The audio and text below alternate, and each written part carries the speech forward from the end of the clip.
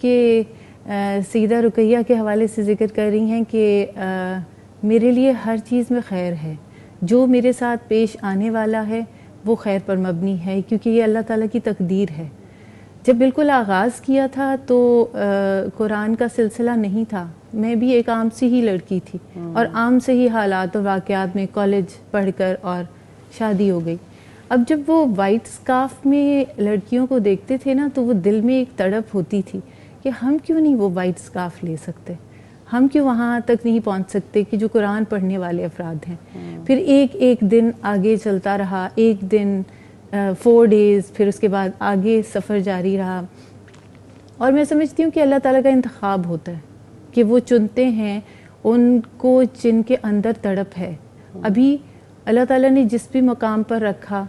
زندگی میں بہت سارے ایسے واقعات اور حالات پیدا ہوتے ہیں انسان کے کہ وہ رکتا ہے، ٹھہر جاتا ہے، نہیں چل پاتا یا مشکلات آتی ہیں۔ ابھی ہم رسول اللہ صلی اللہ علیہ وسلم کی صاحبزادیوں کا تذکرہ دیکھ رہے تھے، تو میں اپنے آپ کو بہت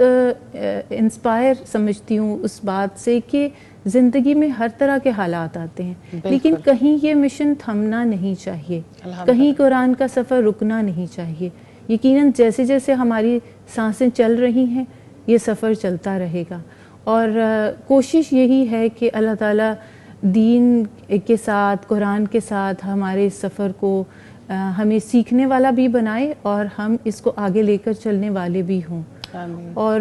ابھی یہ بات استاذہ جی نے کہی نا کہ ہمارے لیے ہر اس چیز میں خیر ہے جو ہمارے ساتھ پیش آ رہا ہے، کیونکہ اللہ کی تقدیر ہے، تو میں سمجھتی ہوں کہ یہی بات انسان کو روکتی ہے کہ اب یہ ہو گیا اور اب رک جانا ہے، اب زندگی میں یہ معاملہ ہو گیا تو شاید اس کے ساتھ تو قرآن کا سفر ممکن نہیں ہے، یا اگر میں نے اس طرح کا عمل کر لیا تو میں آگے لے کر نہیں چل سکوں گی۔ اور جب بالکل آغاز تھا نا تو مجھے یاد آتا ہے کہ رسول اللہ صلی اللہ علیہ وسلم کی بات کہ بلغوا انی ولو آیہ، مجھ سے پہنچا دو گرچہ ایک آیت ہی کیوں نہ ہو۔ تو جب تک انسان پرفیکشن تک پہنچنے کے لیے ویٹ کرتا رہتا ہے تب تک وہ وقت نکل جاتا ہے، اور بالکل شروع اور آغاز ہی اس کام سے ہوتا ہے کہ ہم جو کچھ ہمیں اللہ تعالیٰ نے نوازا ہے،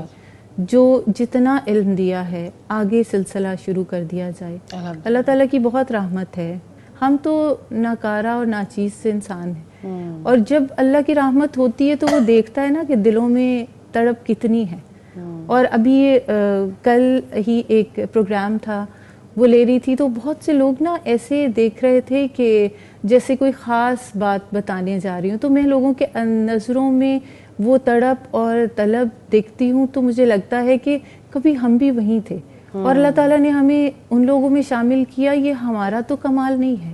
یہ اللہ ہی کی رحمت ہے، اور اللہ تعالیٰ ان لوگوں کے لیے بھی ہمیں وسیلہ اور ذریعہ بنا دیتے ہیں۔ استاذہ جی نے جب بالکل شروع آغاز تھا نا تو ہم ایک ایک لفظ کو پڑھتے تھے، سمجھتے تھے، اور ایک ایک بات کو یاد رکھتے تھے کہ اب آج استاذ جی نے یہ بات کہی یا آج میں نے اس سے سیکھا۔ یعنی اصل زندگی یہی ہے کہ سیکھنے اور سکھانے دونوں کا عمل جاری ہے۔ یقیناً ایسے ہی ہے۔